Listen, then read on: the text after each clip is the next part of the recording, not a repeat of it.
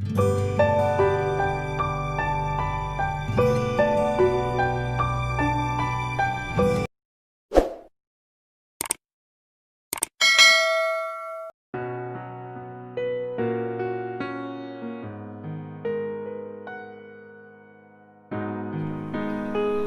बच्चों,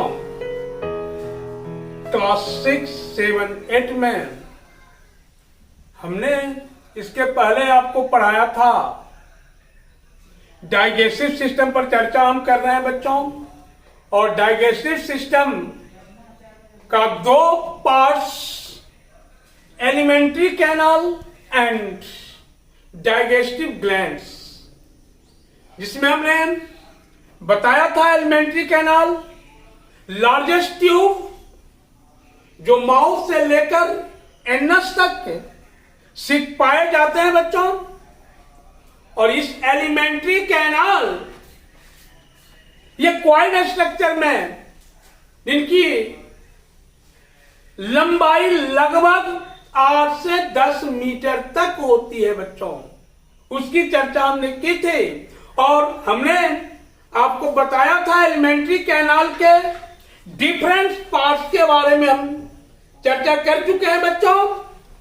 और ये एलिमेंट्री कैनाल का पहला part buccal, mouth and buccal cavity, और माउथ एंड बकल कैविटी में पाए जाने वाले कुछ संरचना के बारे में हमने चर्चा की थी आपको, जिसमें पहला था टीथ, दूसरा था टंग।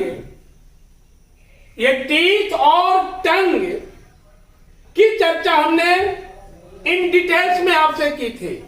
हमने बताया था कि हमारे माउथ में परमानेंट में 2 टाइम्स टीथ निकलते हैं, जो जन्म के बाद निकलने वाला टीथ वो हमारा टेम्पोररी टीथ कहलाता है, जिनकी संख्या 20 तक होता है। और ये टीथ फॉल कर जाते हैं बच्चों।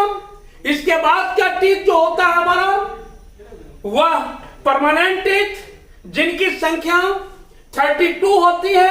और ये परमानेंट टीथ 4 प्रकार के होते हैं बच्चों। इंसाइजर, ये काटने वाले दांत, जिनकी संख्या 8। केनाइन, ये भी बाइटिंग टीथ, जिनकी संख्या 4।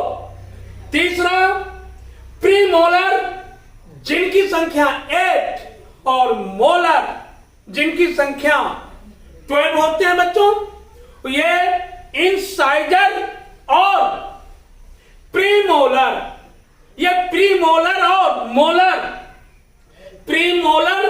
Molar both are called grinding teeth. ये पीसने वाले दांत कहलाते हैं बच्चों। इसके बाद आप अपने बकल कैविटी में ये मांसल स्ट्रक्चर होता है, जिसको हम टंग बोलते हैं। टंग पर डिफरेंट टाइप्स के टेस्ट पेपिली पाए जाते हैं, और इसी टेस्ट पेपिली के कारण हम क्या करते हैं, तो किसी वस्तु के टेस्ट की जानकारी लेते हैं बच्चों।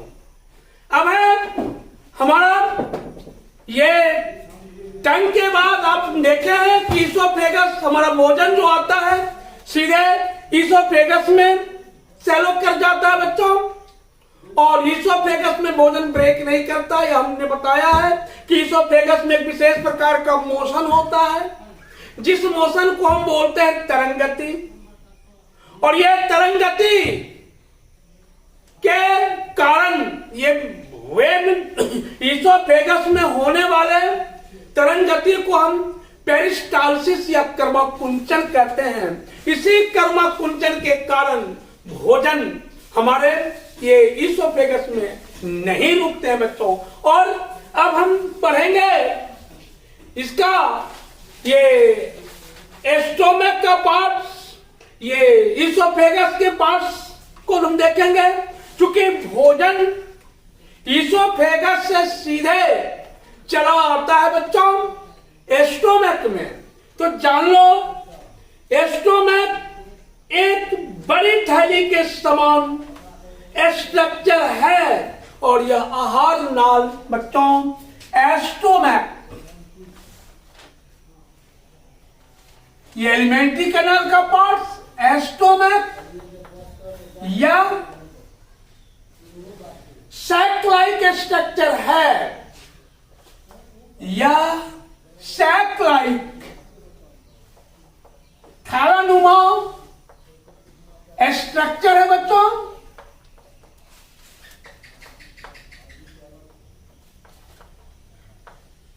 ठीक है, यह एलिमेंट्री कैनाल का सबसे लार्जेस्ट पार्ट या एलिमेंट्री कैनाल का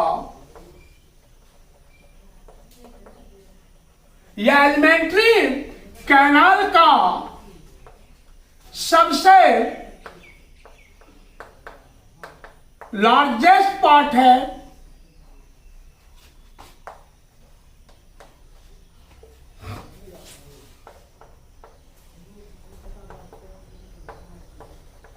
इसके बाद बच्चों ये एस्टोमैक, इसकी भीतरी सतह पर अनेक ग्लैंड्स पाई जाती हैं जिस ग्लैंड्स को हम गैस्ट्रिक ग्लैंड्स कहते हैं। इसके इंटरनल सरफेस पर, इसके इंटरनल सरफेस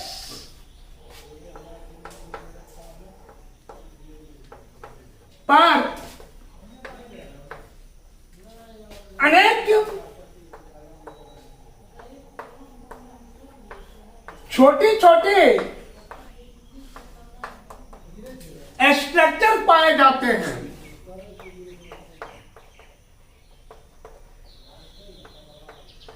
जिसे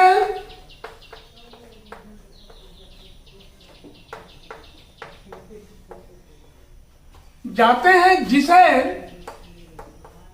क्या कहते हैं, गैस्ट्रिक ग्लैंड्स, जिसे गैस्ट्रिक ग्लैंड कहते हैं।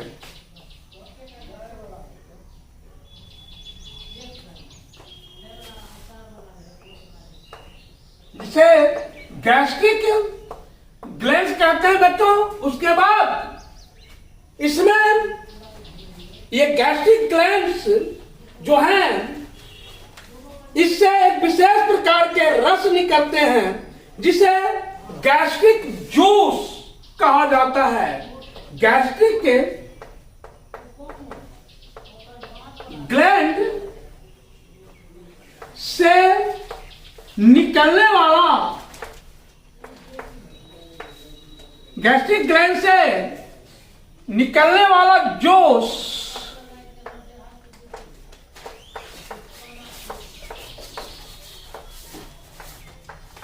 गैस्ट्रिक ग्लैंड से निकलने वाला जूस गैस्ट्रिक जूस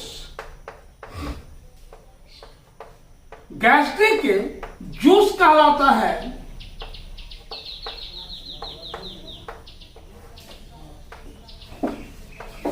बच्चों, ये गैस्ट्रिक ग्लैंड से एक विशेष प्रकार के जूस निकलते हैं जिस जूस को हम बोलते हैं गैस्ट्रिक जूस। और गैस्ट्रिक जूस से में हाइड्रोक्लोरिक अम्ल तथा एंजाइम्स पाए जाते हैं। गैस्ट्रिक जूस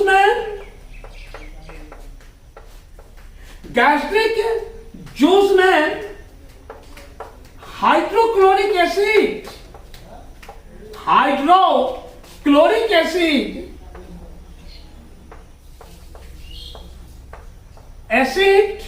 तथा विभिन्न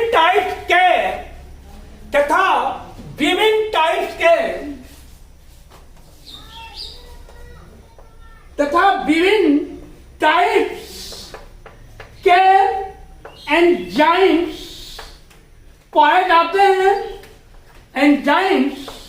पाए जाते हैं।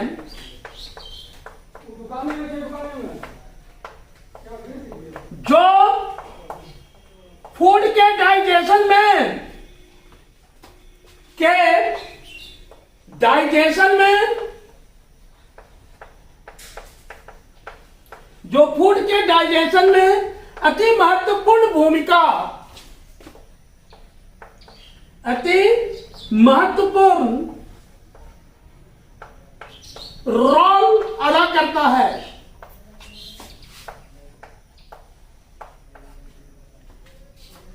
रोल अदा करता है।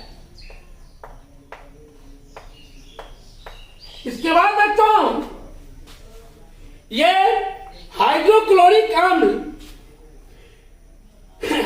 जिसमें ये क्या क्या कहते हैं, जिससे गैस्ट्रिक जूस के एंजाइम उस पर कार्य, हाइड्रोक्लोरिक अम्ल भोजन के माध्यम को अम्लीय बना देता है। हाइड्रोक्लोरिक एसिड भोजन को एसिडिक बनाता है, जिससे जठर रस के एंजाइम असर उस पर कार्य कर सके। यह गैस्ट्रिक एसिड हाइड्रोक्लोरिक अम्ल को, यह हाइड्रोक्लोरिक एसिड फूड को ये एसिडिक मीडियम में चेंज कर देता है। हाइड्रोक्लोरिक एसिड फूड को, ये फूड को एसिडिक मीडियम में या मीडियम में चेंज करता है बच्चों। एसिडिक मीडियम में चेंज करता है। आइए बच्चों देखिए, थोड़ा थोड़ा बस आइए, एसिडिक मीडियम में चेंज करता है,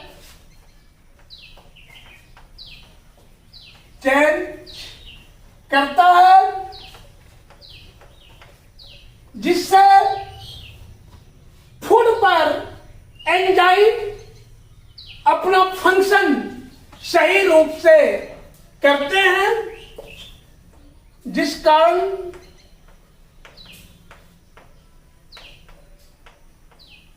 से फूड पर इनके एंजाइम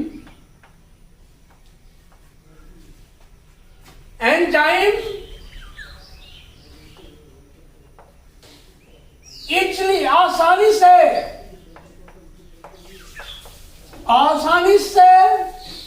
फूड पर इनके एंजाइम आसानी से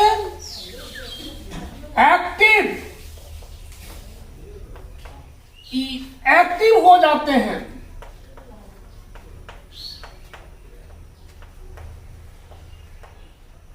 उसके बाद बच्चों आप देखेंगे, ये फूड पर हाइड्रोक्लोरिक एसिड आसानी से एक्टिव हो जाते हैं बच्चों। उसके बाद है आपका कि हाइड्रोक्लोरिक अम्ल भोजन के में उपस्थित बैक्टीरिया का नाश कर देता है, जिसके कारण आहार नाल में भोजन सड़ता नहीं है। HCl या हाइड्रोक्लोरिक एसिड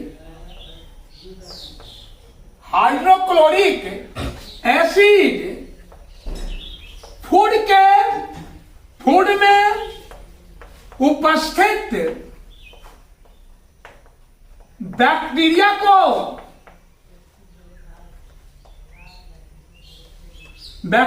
को डिस्ट्रॉय करता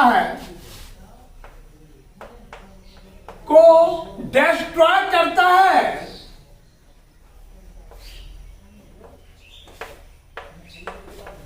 जिस कारण से एलिमेंट्री कैनाल में जिस कारण से एलिमेंट्री कैनाल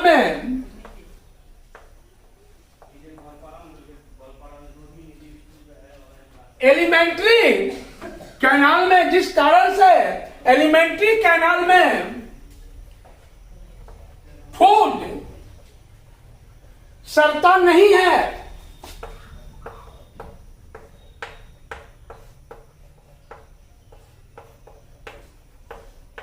आइए बच्चों फिर हम आगे देखते हैं। अब ये समझ पढ़िए।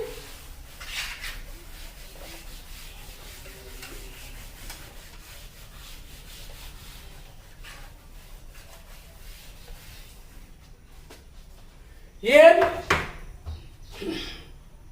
इसके बाद है बच्चों हाइड्रोक्लोरिक अम्ल भोजन के बैक्टीरिया को नाश करता है। भोजन अमाशय की दीवार में म्यूकस का स्राव होता है। म्यूकस की परत अमाशय की दीवार को सुरक्षित, म्यूकस की परत अमाशय की दीवार को सुरक्षित रखता है।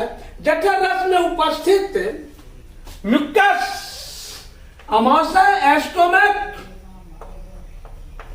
एस्टोमक की वॉल से म्यूकस सैक्रिट होता है बच्चों, सैक्रिट होता है, जो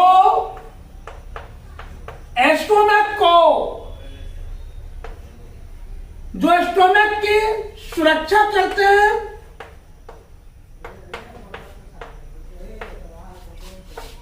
जो स्टोमक की सुरक्षा करते हैं बच्चों। इसके बाद स्टोमक में ये म्यूकस जो है ये स्टोमक की वॉल को प्रोटेक्शन करता है बच्चों। फिर अमाशय की दीवार में म्यूकस की परत अमाशय। इसके बाद है गैस्ट्रिक जूस में उपस्थित एंजाइम भोजन के प्रोटीन और दूध को पचाता है। Mucus MECUOUS mucus gastric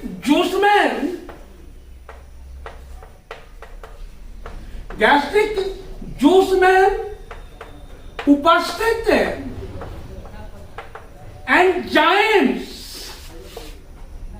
gastric juice में उपस्थित एंजाइम्स फूड के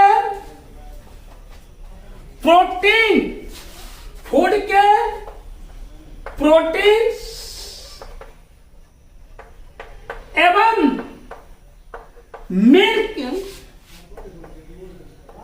मिल्क पर एक्टिव होकर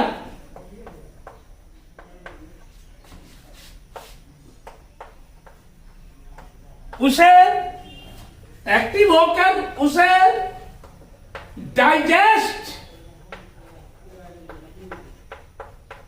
करता है बच्चों। इसके बाद है बच्चों स्टोमक में फूड एक लेनुमा स्ट्रक्चर में बदल जाता है, जिसे हम काइम कहते हैं। स्टोमक में food paste like structure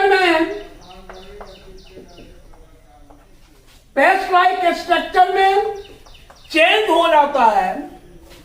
paste like structure में चेंज होता है, जिसे काइम कहते हैं।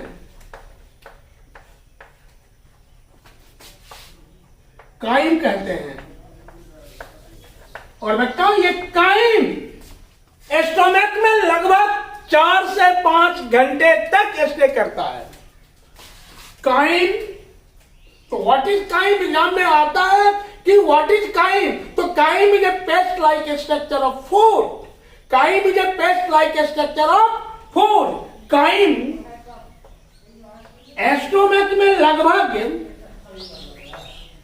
4 से 5 घंटे तक रहता है। ठीक है बच्चों, तो अभी हम देखें थोड़ा सा स्टोमक में और बचा हुआ है कि स्टोमक के 3 पार्ट्स।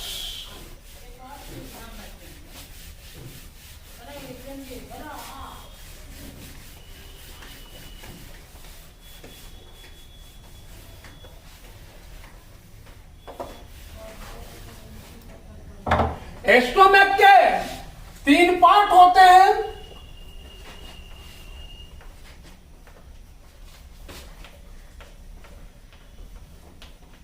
पार्ट्स होते हैं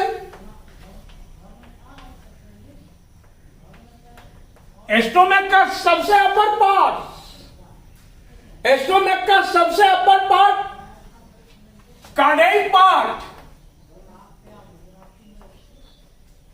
स्टोमक का सबसे upper part cardiac part, cardiac part comma middle part, middle part, middle part, fundic part, middle part, fundic part एवं स्टोमक का एवं सबसे लोअर पार्ट एवं सबसे lower part, lower part pyloric part कहलाता है बच्चों, पार्ट कहलाता है।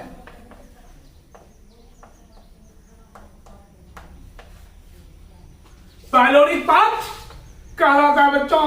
तो अभी हमने देखा स्टोमक क्या है, स्टोमक के कुल कितने पार्ट्स होते हैं, and what is stomach and how many parts of stomach. तो बच्चों ये स्टोमक एलिमेंट्री कैनाल का वाइड पार्ट, और आपने देखा स्टोमक में पेस्ट लाइक स्ट्रक्चर का फॉर्मेशन होता है, जिस पेस्ट लाइक स्ट्रक्चर को हम क्या बोलते हैं, काइन बोलते हैं। और ये काइन लगभग स्टोमक में 4 to 5 घंटे स्टे करते हैं बच्चों। दैट मीन्स आपका भोजन स्टोमक में एसिडिक मीडियम में रहते हैं।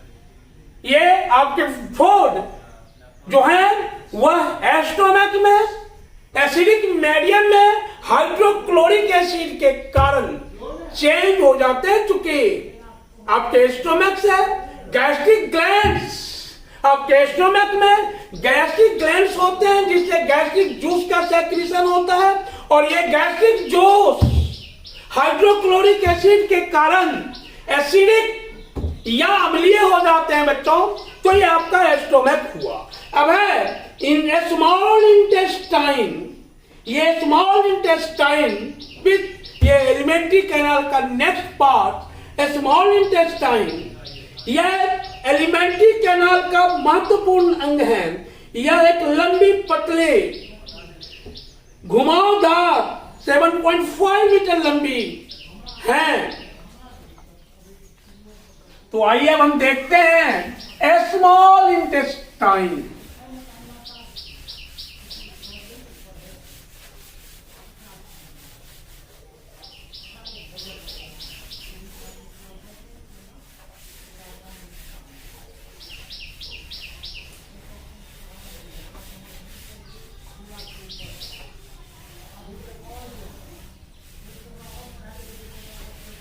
A small intestine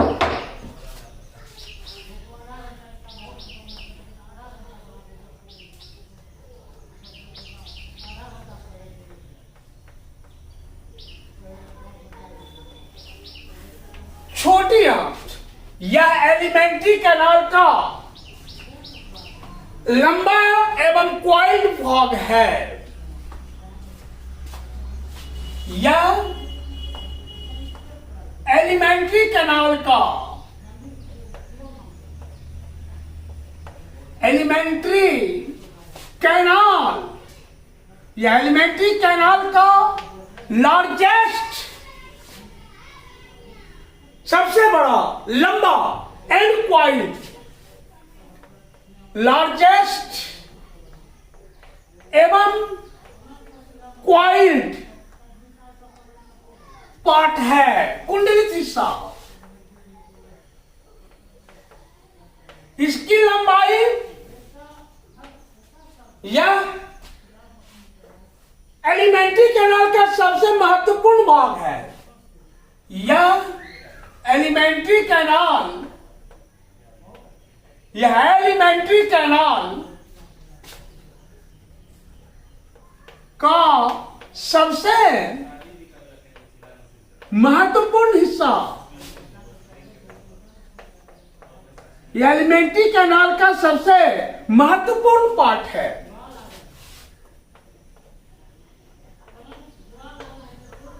क्योंकि इसके बाद है इसकी लंबाई लगभग 7.5 मीटर तक होती है। इसकी लंबाई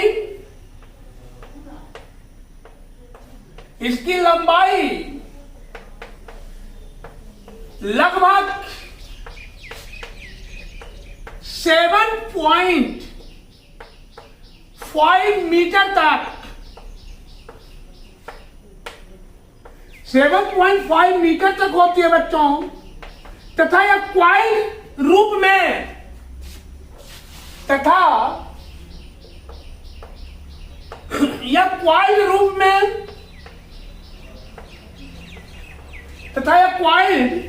में पाए जाते हैं।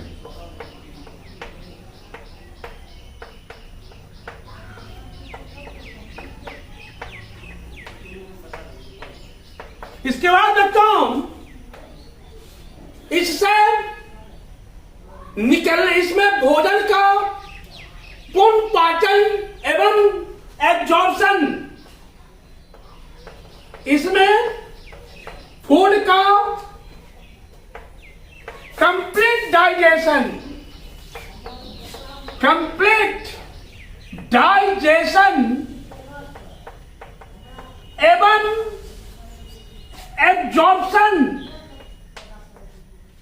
एवं एब्जॉर्प्शन होता है बच्चों।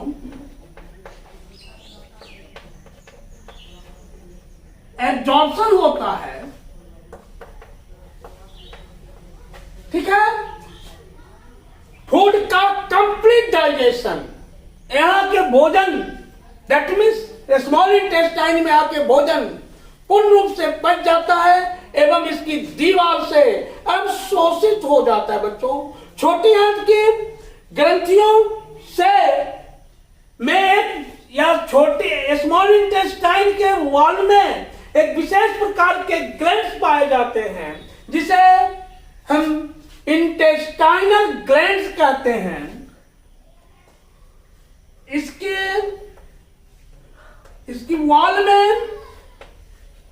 इसकी वॉल में एक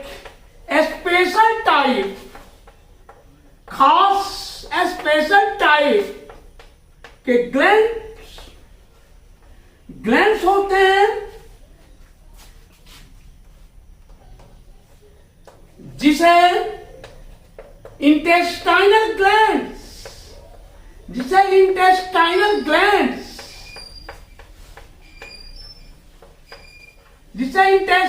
ग्लैंड्स कहते हैं बच्चों।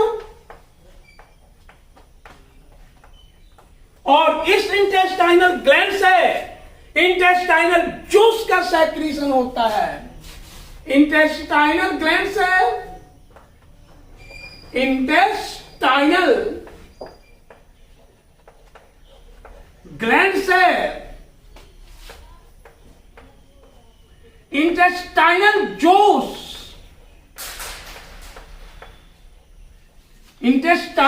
जूस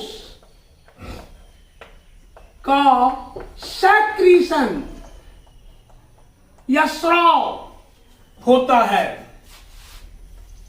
इंटेस्टाइनल जूस का स्राव होता है। कोई बात नहीं बच्चों। तो आपने देखा इंटेस्टाइनल ग्लैंड्स किस जूस का सेक्रीशन करते हैं, तो इंटेस्टाइनल जूस का सेक्रीशन करते हैं बच्चों। और ये इंटेस्टाइनल जूस जो है ये भोजन को एसिडिक मीडियम में बदल देता है बच्चों, जिससे और छोटी आंत या इंटेस्टाइन में लीवर तथा पैंक्रियाज के स्राव पहुंचते हैं। इसमें लीवर जो कि बॉडी का लार्जेस्ट ग्लैंड है, लीवर एवं पैंक्रियाज, अग्नाशय दोनों का सेक्रीशन पहुंचते हैं, जिस कारण से भोजन हमारा ये एसिडिक मीडियम से चेंज होकर के एल्काइन मीडियम में, क्षारीय माध्यम में कन्वर्ट हो जाता है।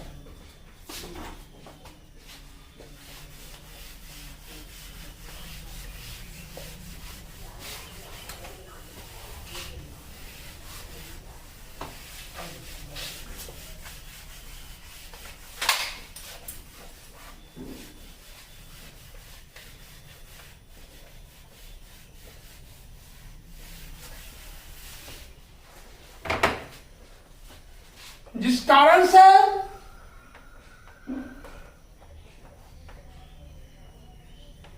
फूड एसिडिक मीडियम से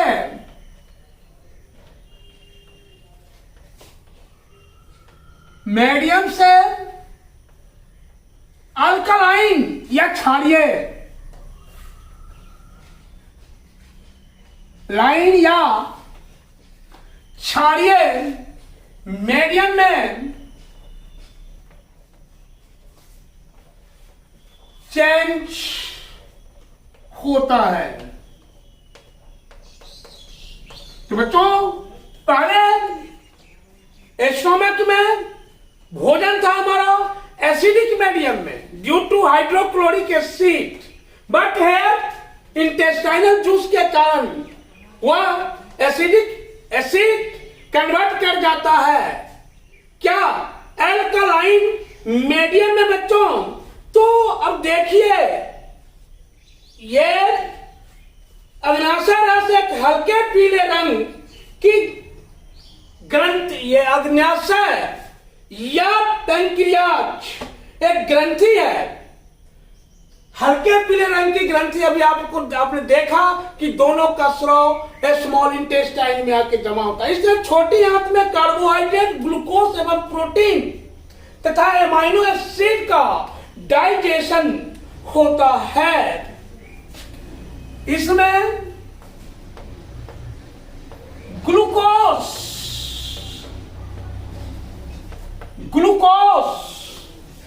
इसमें glucose, protein, amino acid,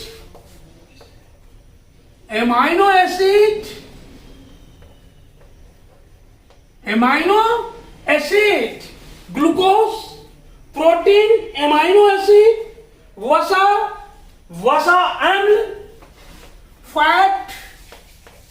fatty acids एवं ग्लिसरॉल एक्सेट्रा का डाइजेशन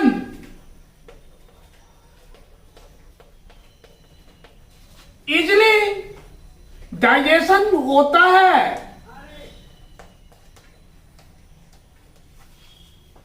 इसके दीवार में पाए जाने वाले उंगली नुमा प्रोसेस को विलाई कहते हैं, जो भोजन को एब्जॉर्ब करता है। इसके वाल में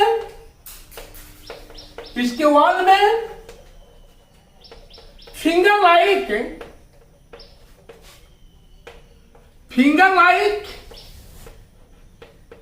प्रोजेक्शंस या वार प्रोजेक्शंस को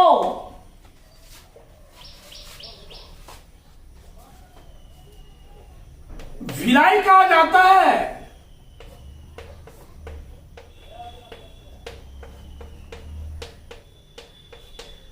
विलाई पचे हुए भोजन को एब्जॉर्ब करते हैं। विलाई डाइजेस्ट फूड को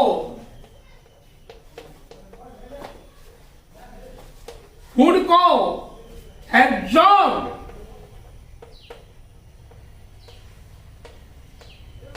करते हैं इसमें भोजन लिक्विड रूप में परिणत हो जाता है। इसमें फूड का रेस्ट पार्ट शेष हिस्सा, रेस्ट पार्ट शेष हिस्सा ये लिक्विड में चेंज कर जाता है, चेंज करता है, जिसे हम चाइल्ड कहते हैं, जिसे चाइल्ड, चाइल्ड का मतलब होता है डाइजेस्ट एंड एब्जॉर्ब फूड, जिसे चाइल्ड कहते हैं बच्चों। तो इस प्रकार ये स्मॉल इंटेस्टाइन में भोजन का डाइजेशन हो जाता है बच्चों, और फिर ये डाइजेस्ट फूड से एसिमिलेशन प्रोसेस के द्वारा एनर्जी का फॉर्मेशन होता है। ये एब्जॉर्ब फूड से एब्जॉर्ब फूड से एसिमिलेशन या स्वांगीकरण, जो कि हम आपको पढ़ा चुके हैं न्यूट्रिशन के डिफरेंट स्टेज में, एसिमिलेशन, डाइजेस्ट फूड से एसिमिलेशन प्रोसेस के द्वारा एनर्जी का फॉर्मेशन होता है। तो बच्चों ये आपका स्मॉल इंटेस्टाइन समाप्त होता है, और स्टोमक भी आपका समाप्त हो गया एलिमेंट्री कैनाल का पार्ट। अब नेक्स्ट डे हम लार्ज इंटेस्टाइन पर चर्चा करेंगे इन डिटेल्स में बच्चों। तब तक के लिए आप सभी लोग सेल्फ स्टडी के तौर पर घर में सही ढंग से इसको पढ़ेंगे, और इसमें अगर आगे हम चलेंगे तो थोड़ा सा एनिमल्स में भी, रूमिनेंट एनिमल में एलिमेंट्री कैनाल पर चर्चा करेंगे। पहले हम अपना ये एलिमेंट्री कैनाल के डिस्कशन के बाद। धन्यवाद बच्चों।